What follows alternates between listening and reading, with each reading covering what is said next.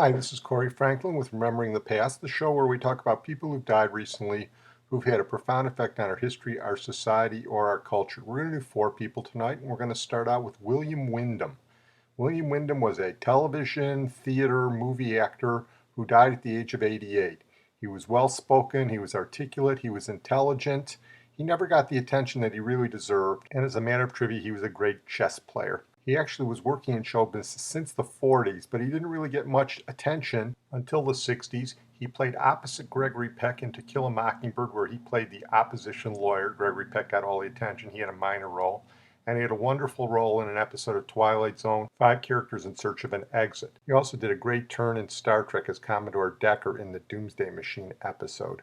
But he made his mark with 2 television series that he starred in the 60s. They were both short-lived, but they were both memorable. The first was The Farmer's Daughter, where he played opposite Inger Stevens. Inger Stevens was a basically talented and beautiful actress who had a tragic life. William Windham played a congressman from Minnesota who took her in as his nanny.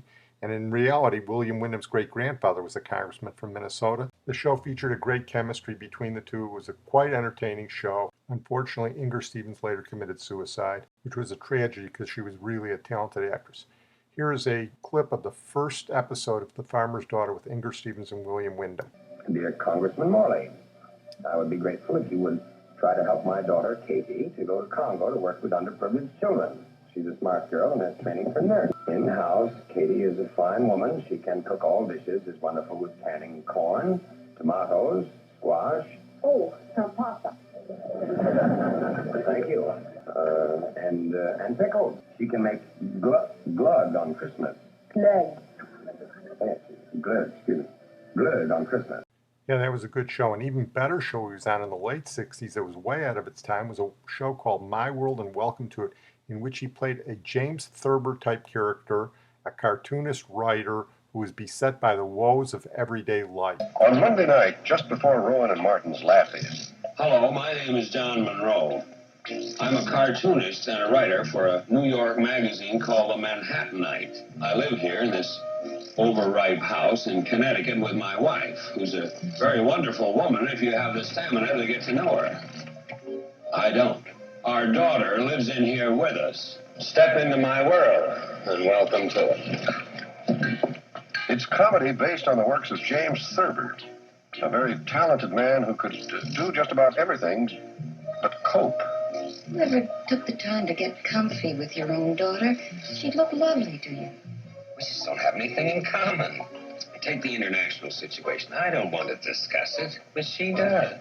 Our hero, William Windham, plays a man with fantasies, like imagining he's General Grant. This surrender business. Let's suppose the General Grant had taken a little bit too much, Medicine? To pick himself up? Dean Martin himself couldn't have put that better exactly. Show was definitely too highbrow for television. Anyway, William Windham went on to do a bunch of other television. He actually did a one-man show as James Thurber for a while. It was quite good. He became a Jessica Fletcher love interest with Angela Lansbury in Murder, She Wrote, and he did some cartoon voiceovers, including Uncle Chuck on Sonic the Hedgehog. William Windham, quite a talented guy. We're going to move on now to Phyllis Diller, who died recently at the age of 95. And Phyllis Diller, for all intents and purposes, was the first major stand-up female comic on television in the 1950s and 60s. She basically did shtick. She did basically the same stuff Bob Hope did. One-liners, frizzed up her hair, and she wore these skirts that were too short. She was just a funny person with a funny laugh and a cigarette holder. She was on all the major television shows. She went to Las Vegas. She did a couple of movies that weren't very good. She had a short-lived TV series. But her major thing was one-liners. She'd do 10 minutes of stand-up on television, and she got a lot of play for it. Here she is on Hollywood Palace, and you get a good idea what she was all about. Thank you very much. You think I'm overdressed? This is my slip. You think I'm overdressed? This is my slip.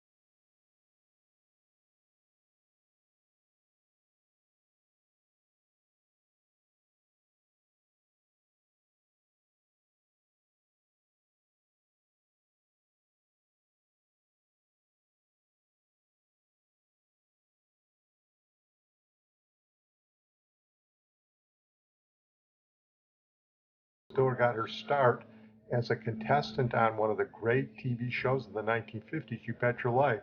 Here she is with Groucho in her first major television appearance.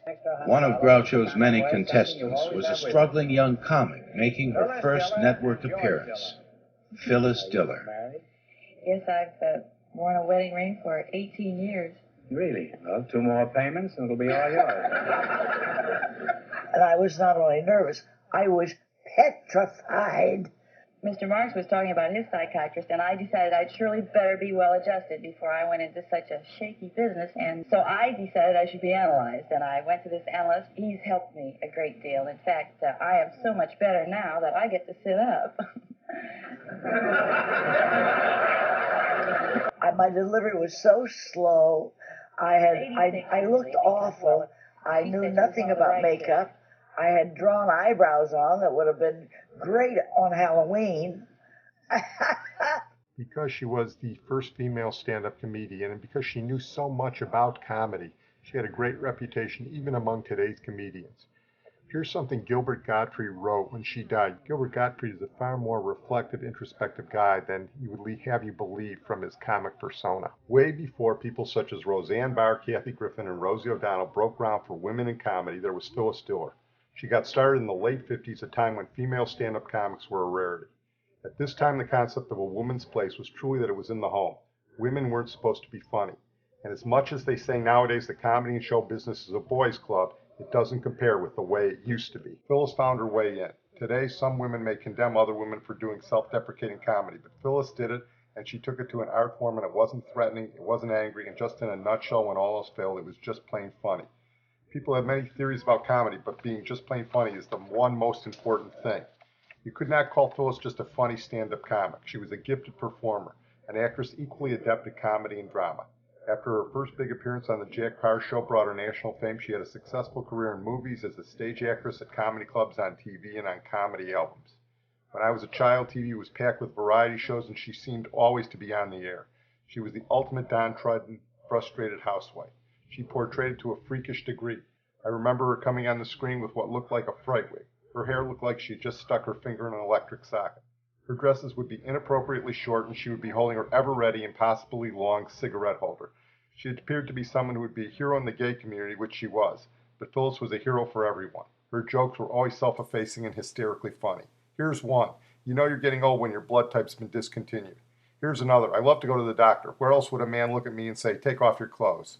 She used to talk about having a husband named Fang. No one ever saw this Fang. You think I'm overdressed? This is my slip.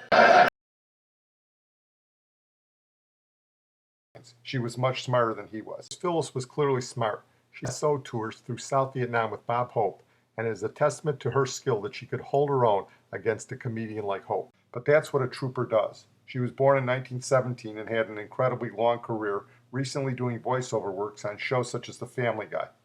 I had the honor and privilege of appearing 3 times with Phyllis. We were both guest judges on The Last Comic Standing, and we appeared together on Hollywood Squares. We were both in the documentary The Aristocrats, the film about the dirtiest joke ever told, proving Phyllis was no prude. In the documentary, after they saw me performing the joke, they cut to a reaction of Phyllis fainting. I felt extremely honored. When I worked with her in recent years, I'll say she looked roughly 1,000 years old, but walked without a cane, was more than totally alert, funny, outspoken, and a true pro. She autographed her book for me and gave it to me as a present. I was so touched that I didn't even consider selling it on eBay. Recently, there were reports of Phyllis's declining health. I think she stopped working at that point, or worked less at least. I don't know if her failing health killed her, or just not being able to perform like she used to. In any case, whenever you watch comedians, male or female, they owe a great debt to Phyllis Diller. We're going to move on to movie director Tony Scott. Tony Scott died at the age of 68 recently. He was from England. He was the brother of movie director Ridley Scott, but he did some great movies in his own right. He did Crimson Tide featuring Gene Hackman. He did the remake of Taking Pelham 123 with Denzel Washington. He did Enemy of the State, but he's best known for his 1980s period piece Top Gun with Tom Cruise and Kelly McGillis. It was one of the classic movies of the 1980s, and it brought back the American military spirit in movies. Top Gun was created to teach ACM, air combat maneuvering, dogfighting. In case some of you wonder who the best is, they're up here on this plaque on the wall. The best driver in Israel from each class has his name on it. You think your name is going to be on that plaque? Yes, sir. I like that, pilot. Talk to me, Goose. Roger, I got him. Contact 20 left at 30 miles, 900 knots closure.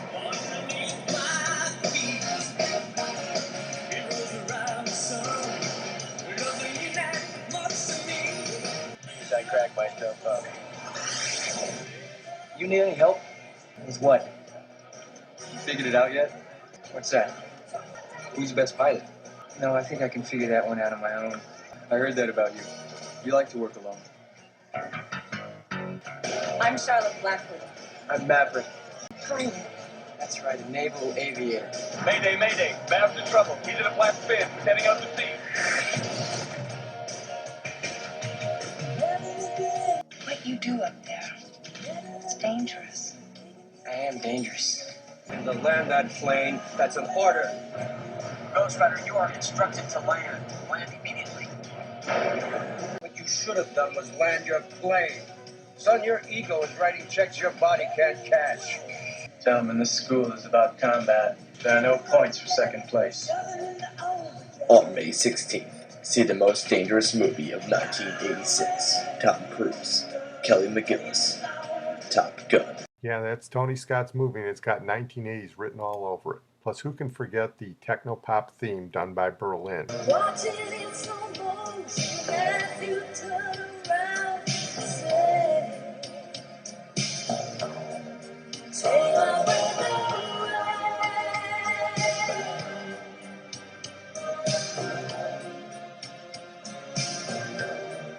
Take my breath away.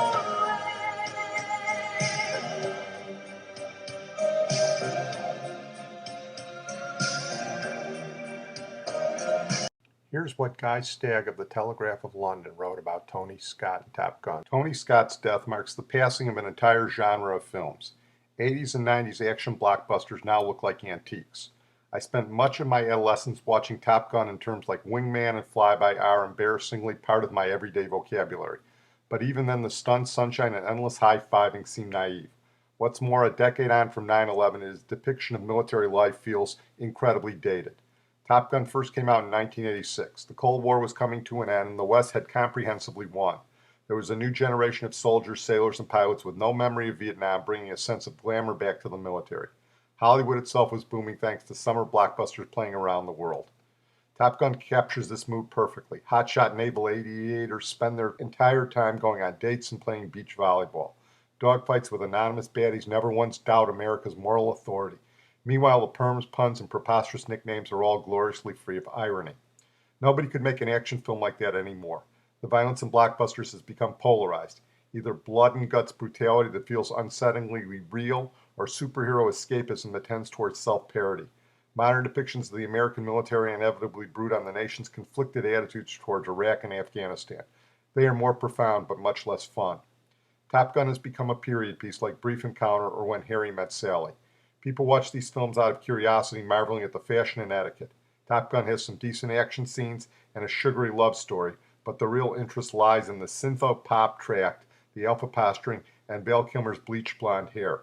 Similarly, the all-American self-confidence on display is now a piece of history. We're going to close tonight with the man who did the anthem of the 1960s. There were more popular songs in the 1960s. There were better songs in the 1960s, but this 1967 song was an anthem, an intoxicating drug that beckoned people and lured them from all over the country, in fact, all over the world, to San Francisco in the summer of love. And it was sung by Scott McKenzie, who died recently at the age of 73. If you're going to San Francisco, be sure to wear some flowers in your hair.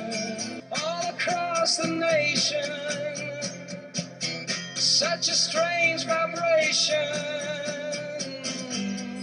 people in motion. Trust me, if you grew up with that one, you remember the first time you heard it and where you were. Scott McKenzie was born Phil Blondheim, and he grew up in Florida. He moved to New York City, and he hung around with John Phillips during the folk trend of the early 1960s before the Mamas and Papas were formed. John Phillips was the one who wrote San Francisco, Wear Some Flowers in Your Hair. He wrote it in 1967 for the Monterey Pop Festival. He wanted to get kids, too, San Francisco and to Monterey for the Pop Festival.